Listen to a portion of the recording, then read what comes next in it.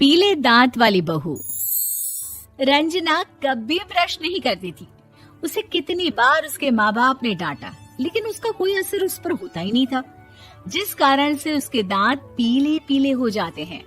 शादी के बाद अरे बहू, वैसे तो तुझ में कोई कमी नहीं है, पर तेरे दांत इतने पीले कैसे हैं बेटा?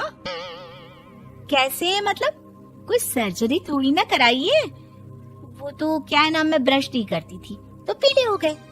अब क्या करूं? आप कहें तो लाल करवा लूं या फिर काले? यार ये क्या है, क्यों माँ से लड़ रही हो? लड़ रही हूँ? अरे मैं लड़ रही हूँ या ये बोल रही है कि दांत पीले हैं, पीले। अरे तपस्या थोड़ी ना की है इन्हें पीले करने के लिए।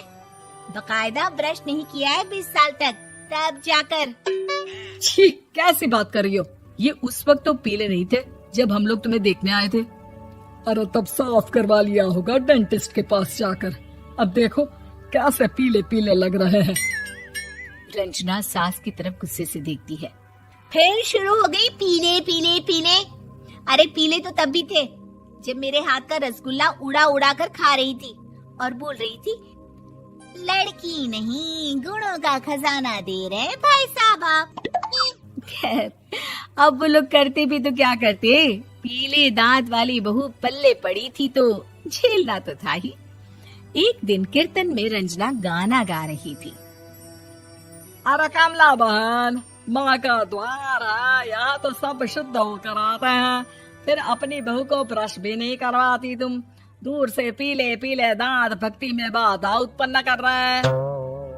अरे कोई 2 साल की बच्ची थोड़ी ना लेकर आई हूँ मैं बहू बनाकर। अच्छी खासी लड़की है, अरे कैसे करवाऊं ब्रश? ये तो उसे खुद करना चाहिए ना। अब माँ बाप तो इसके जैसे तैसे निपटा दिए, ये नहीं सोचा कि सास कैसे संभालेगी। सास बहू को लेकर घर आ जाती है, लेकिन सोच लेती है कि अब इसे लेकर कहीं नहीं जाएगी। अगले रोज बहू कहती है, अरे क्या हो गया, मंदिर नहीं जाना क्या? कीर्तन का वक्त हो रहा है। मेरी मधुर वाणी से कान्हा जी जागते हैं और सोते हैं। आप तो जानती है ना उनकी भक्ति में कितना मन लगता है मेरा।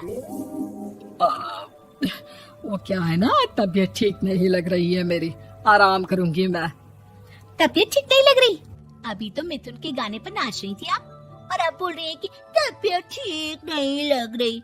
अरे भक्ति में मन लगा लो सासू माँ, ऊपर जाना है, क्या मुंह दिखाओगी आप? हाँ? सास को बहू की बात पर गुस्सा आ जाता है। मैं क्या मुंह दिखाऊंगी, इसकी चिंता तो ना कर, समझी? अपने मुंह की चिंता कर, जो ये पीले पीले दांत लेकर हर जगह पहुंच जाती है। पता है लोग कितना मजाक बनाते हैं। ना जी ना, मैं नहीं जाना कहीं तेरे साथ। तो ये बात है। कोई ना, मत जाओ, मैं अपने कमरे में ही बैठकर भक्ति कर लूंगी। ऊपर वाला दांत थोड़ी ना देखता है, मन देखता है, भावना देखता है।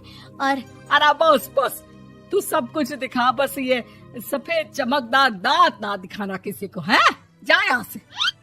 बहू को सास की बात का कोई फर्क नहीं पड़ता, वो तो जैसी थी वैसी ही रह जाती है।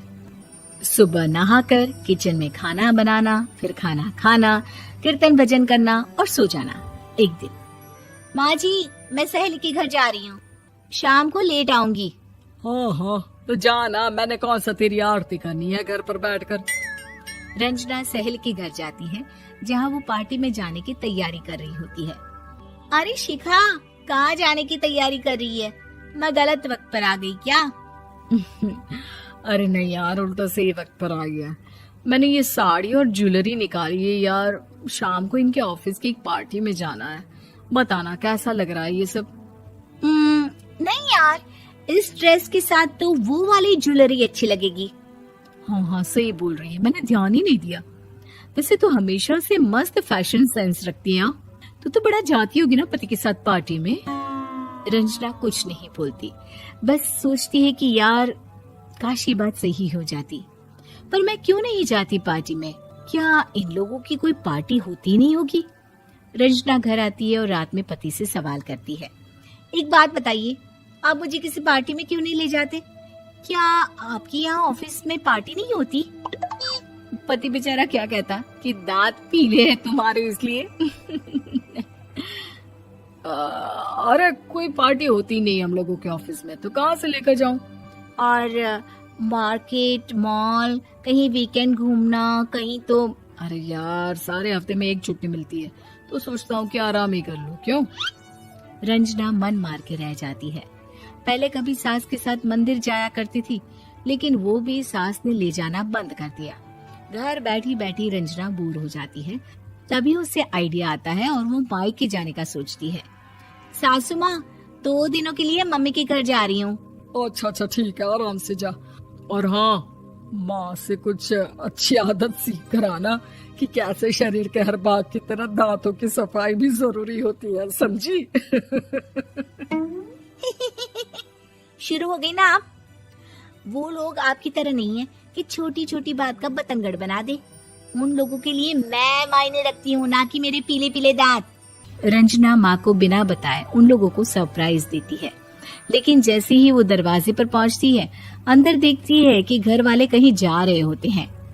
अब माँ, काश रंजना दीदी के दांतों वाली प्रॉब्लम नहीं होती, तो वो भी हम लोगों के साथ चलती ना बुआ जी की बेटी की शादी में। हाँ बेटा, लेकिन अब उसे कौन समझाए कि उसको उसके पीले दांत नहीं दिखते, लेकिन उसके आसपास के लोगों को कितना एम्बैरेसिंग फील कराते हैं। मुझे तो कितनी बार उसके स्कूल की टीचर ने शिकायत की कि उसके साथ कोई लड़की बैठना भी नहीं चाहती, और ना ही कॉलेज में कोई उससे बात करना चाहता था। लेकिन पता नहीं क्यों उसे ये बात समझ में ही नहीं आती। कोई कमी नहीं है उस लड़की में, बस यही कि दांत पीले हैं। वो तो भला हो जीजा जी और उनकी माँ का, जो दीदी को जैसी है वैसे ही रखा हुआ है। रंजना को अपने घर वालों की बात सुनकर बहुत दुख होता है। वो सोचती है कि वो क्या करे, लेकिन फिर वो सीधा डेंटिस्ट के पास जाती है, अपने दांत चमकाती है और कसम खाती है कि वो रोज ब्रश करेगी। अरे क्या हो गया? तुम तो 2 दिनों के लिए गई थी ना। पर कोई ना, अच्छा है, चलो आ गई तो।